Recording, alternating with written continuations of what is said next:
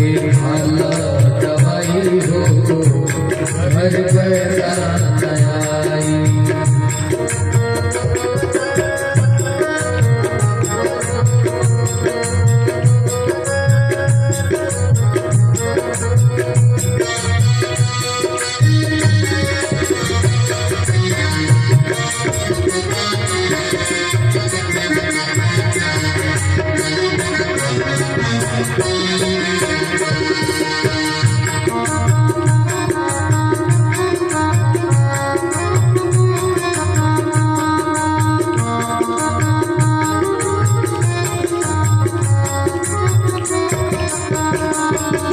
ब्रह्मा ने खाई विष्णु ने खाई,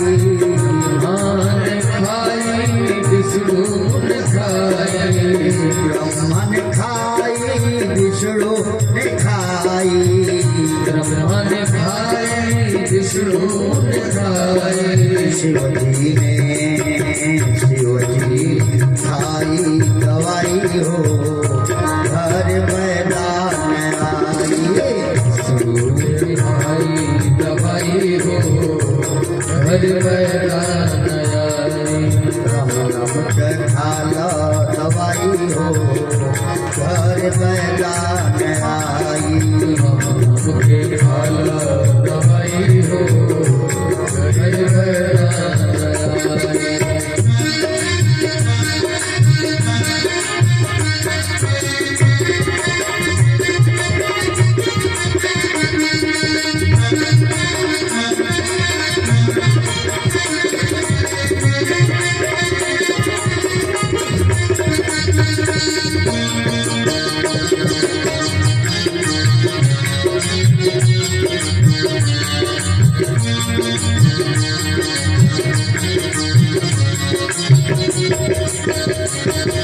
ध्रुवजी ने खाई प्रहलाद जी ने खाई, ध्रुवजी ने खाई प्रहलाद जी ने खाई, ध्रुवजी ने खाई प्रहलाद जी ने खाई, ध्रुवजी ने खाई प्रहलाद जी ने खाई।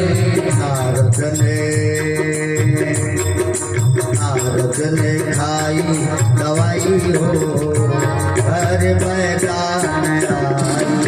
नारद ने खाई दवाई हो घर मैदान आई। खाला दवाई हो घर मैदान आई। के खाला दवाई हो घर मैदान आई।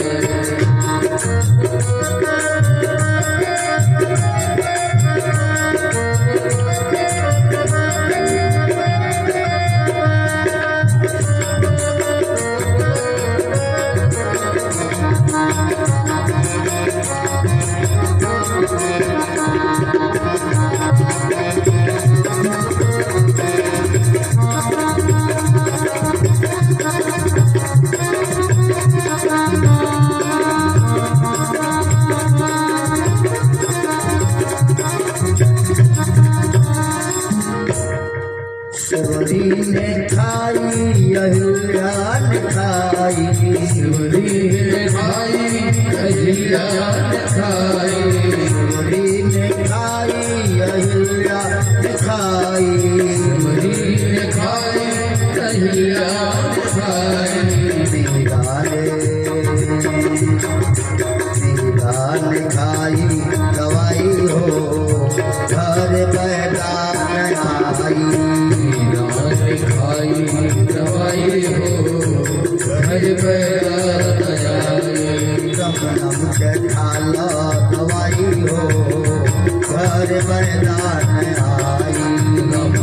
के खाला दवाई हो घर मैदान आई। मैदान आई घर मैदान आई। मैदान आई घर मैदान आई। मैदान आई घर मैदान आई। मैदान आई घर मैदान आई। खाला दवाई हो घर मैदान आई। खाला दवाई हो घर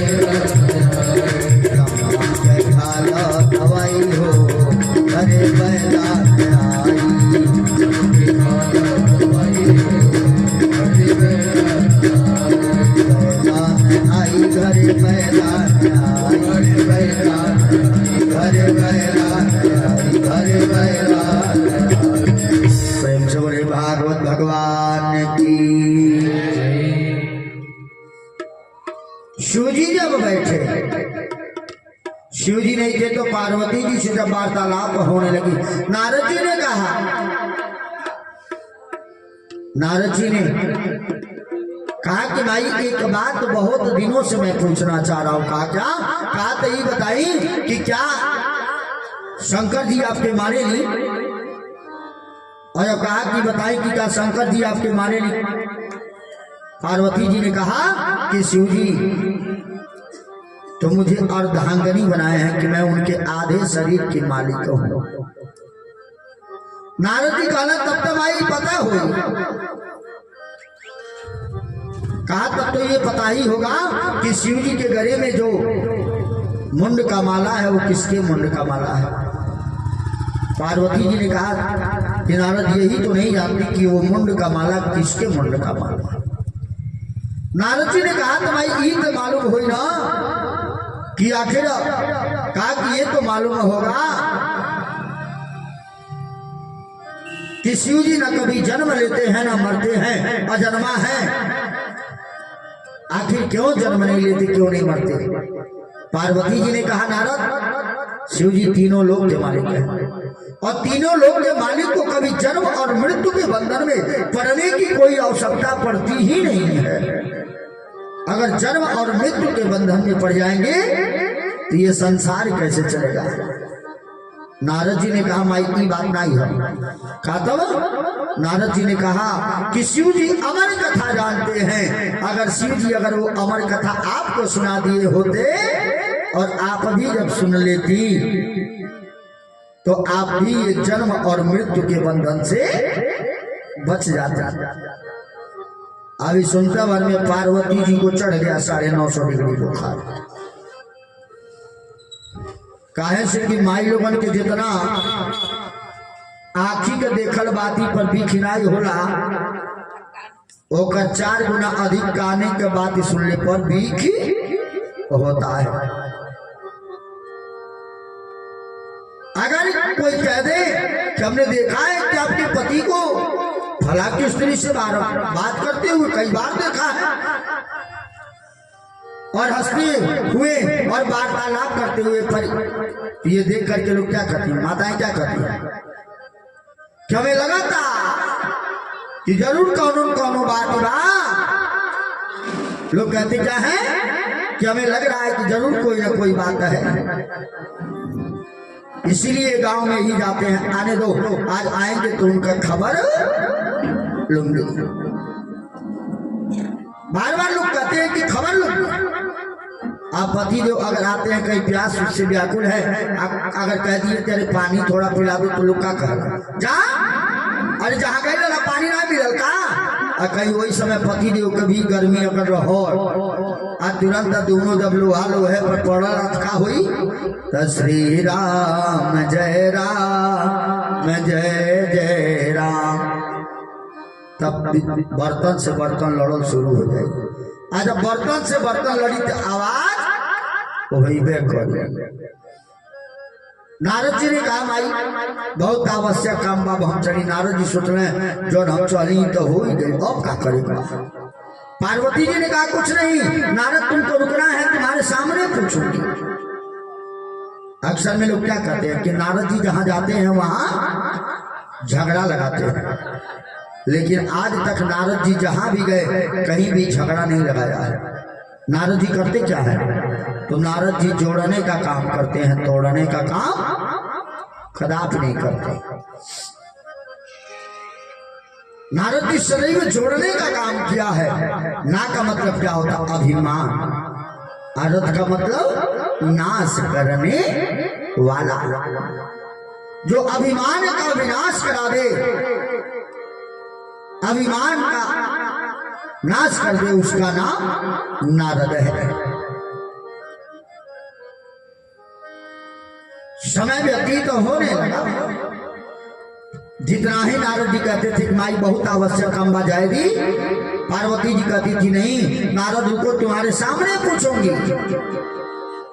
और जब बार बार कहा कि तुम्हारे सामने पूछूंगी तो ये सुन करके तुरंत नारद जी घबरा गए कि भय गति मोर इच्छा छुन न रखी। नारद जी सोचने लगे, विचार करने लगे कि अगर यहाँ रुक जाता है, अगर कहीं शंकर जी क्रोध में आए तो क्या होगा। और तुरंत अगर पार्वती जी पूछना शुरू कर दिया तो शिव जी को क्रोध आया तो तीसरा नेत्र अगर खोल देंगे तो आज ही मेरा श्री राम जय जय राम का कामदेव के बाद दूसर का नंबर हमारी लग जाए कि सीतारा पहले बाप। लेकिन माइयो मन का सब विषया तेज है, एक विषया कमजोर है। वो विषय क्या है कि सोचने की क्षमता इन लोगों के अंदर कम होती है। जब मन में जौने आ गए तुरंत लोग बोल दिए, बाद में भले ही पश्चाताप करो हम कहीं कहल नहीं चाहते हैं, लेकिन उस समय जरूर कह देते हैं, उस समय अवश्य कह देंगे। समय बीतने लगा, नारद जी ने बार बार कहा माई बहुत आवश्यक बा, तो तुरंत पार्वती जी आग बबूला हो गई। और जब आग बबूला हुई कहा नारद जाओ, मैं सक्षम हूं, मैं स्वयं जाकर के निपट लूंगा। और जब कह दिया नारद जी तुरंत सरकंठ बाचा वहां से चले गए। कुछ समय के बाद शिव जी आए और बार बार लगे कहने कि देवी सुनती हो। पार्वती जी मुड़ी हिलाने लगी, अपने कमरे में से नहीं निकला।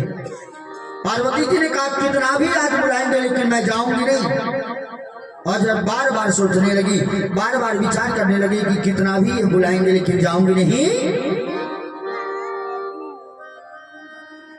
कुछ समय बीता, शिव जी ने सोचा ये कुटुंब जीवन है, कुटुंब जीवन में उतार चढ़ाव आता है। और जब सोचने लगे कि कुटुंब जीवन में कि उतार चढ़ाव आता है तो ये जान करके तुरंत शिव जी ने कहा कभी तो मैं गया तो खुश थी, आखिर क्या बात है नाराज है। तो जाके पार्वती जी के हाथ को पकड़ा, कहा अरे देवी सुनती हो। पार्वती जी ने कहा कुछ नहीं, हाथ हमारा छोड़ दिया। शिव जी ने कहा अरे बात क्या है। पार्वती जी ने कहा कि आप भी सारे पुरुषों के जैसे आप भी हो। और जब कहा कि आप भी हर पुरुष के समान आप भी हो तो ये सुन करके तुरंत पार्वती जी से शिव जी ने कहा रे बात क्या है। पार्वती जी ने पूछा तो ये बताइए आपके गले में जो मुंड का माला हो किसके मुंड की माला है।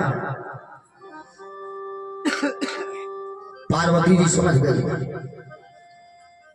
पार्वती जी ने जब कहा तो शिव जी समझ गए कि बस करो लगता है नारद आया था। तब तुरंत शिव जी ने पूछा कि देवी ये बताओ नारद आए थे क्या। पार्वती जी के और विश्वास हो गई, बस करो लगता है बात सही बात। पार्वती जी ने कहा नारद के बारे में आप बाद में पूछिएगा, पहले आप ये बताइए कि क्या नारद आया था क्या। शिव जी ने जब पूछा बार बार, पार्वती जी कहली कि तू सब पूछल छोड़ दी, पहले हमारे बात की उत्तर दी। आप हमार कथा जाने ली तो अगर हमके सुना देती तो हम भी जन्म और मृत्यु के बंधन से तो बच जाती। शिव जी ने कहा देवी तुम्हारे भाग्य में नहीं है कि तुम कथा को सुनाओ। कहा कि तुम्हारे भाग्य में लिखा ही नहीं है कि तुम इस कथा को सुन पाओगे। पार्वती जी ने कहा सरकार आखिर कथन हो तो कथा सुनने में कोनो परिश्रम थोड़ी लगा। और जब कहा कि अरे कथा सुनने में कोई परिश्रम थोड़ी लगता है, यह सुन करके विचार भगवान ने कहा तुम नहीं मानती हो। पार्वती जी ने कहा सरकार कथा सुनने में कौन परिश्रम बा, मैं सुनूंगी। तो शिव जी ने कहा कि बाल हट, त्रिया हट, गुरु हट, ये हठंता जो है।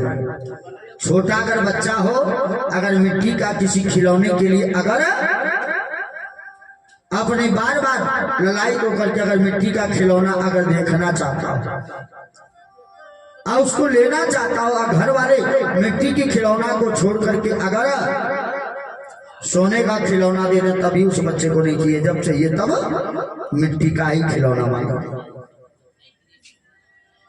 अगर गुरुजी दरवाजे पे आ गए और गुरुजी ने अगर कह दिया कि मुझे यह चाहिए तो देना पड़ेगा, अगर नहीं देते हैं तो गुरु के ज्ञान से आप अधूरे हो जाए, गुरु के ऋण से मुक्ति नहीं मिलता है।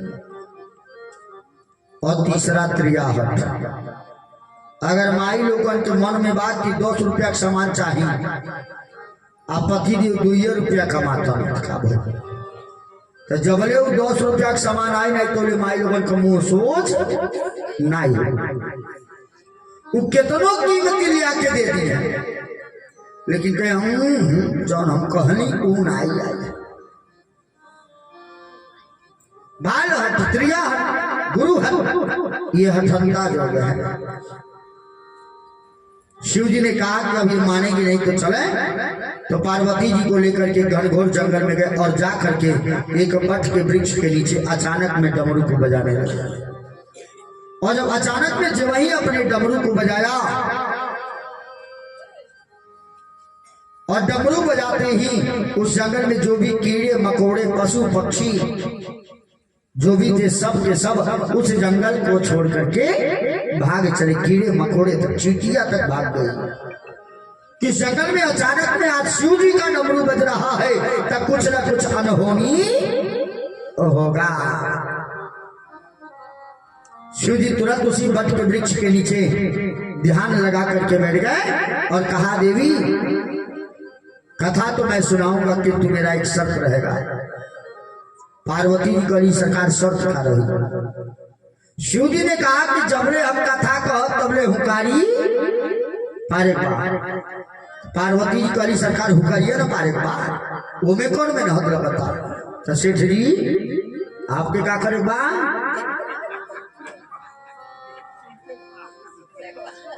देखी गांव भर जाना था सेठ जी सुन चला हमार दोस्त नाई बाबा